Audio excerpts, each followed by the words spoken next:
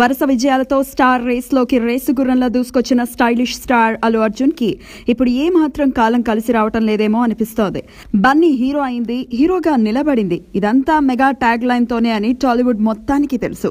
అందుకు తగ్గట్టుగానే అల్లు అర్జున్ సినిమాలను భుజాన మోశారు మెగా అభిమానులు. అయితే సొంతంగా ఓ ఫ్యాన్స్ బేస్ ని ఏర్పాటు చేసుకుని మెగా ఫ్యాన్స్ బృందం నుంచి బయటపడే ప్రయత్నాలు చేస్తున్నట్టు గత కొంతకాలంగా ఫిల్మ్ నగర్ లో గుసగుసలు వినిపిస్తున్నాయి.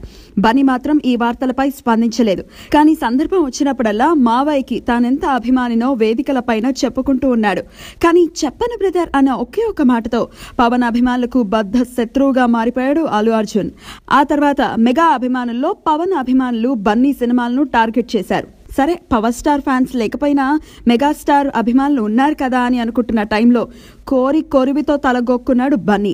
డీజే సినిమా ఖైదీ నంబర్ 150 కలెక్షన్స్ ని క్రాస్ చేసిందని ప్రకటించడం మెగా అభిమానులకి ఆగ్రహం కలిగించింది. ఆ కలెక్షన్స్ ఎంతవరకు నిజమో తెలపాలి అంటూ మెగా ఫ్యాన్స్ హైదరాబాద్ లోని డీజే ఆఫీస్ వద్దకు చేరుకున్నారు. ఆ సమయంలో నిర్మాత దిల్ రాజు వారిని చల్లబరిచే ప్రయత్నం చేసినప్పటికీ వారు కంట్రోల్ అవ్వకుండా ఆఫీస్ లోని ఫర్నిచర్ ని ధ్వంసం చేసినట్లు సమాచారం. దీంతో పోలీసులు రంగప్రవేశం చేయాల్సి వచ్చిందట. తాజా పరిణామాలన్నింటినీ చూస్తుంటే బన్నీకి మెగా క్యాంప్ మొత్తం దూరం అయ్యే రోజులు దగ్గరలోనే ఉన్నాయంటూ సినీ జనాలు చర్చించుకుంటున్నారు.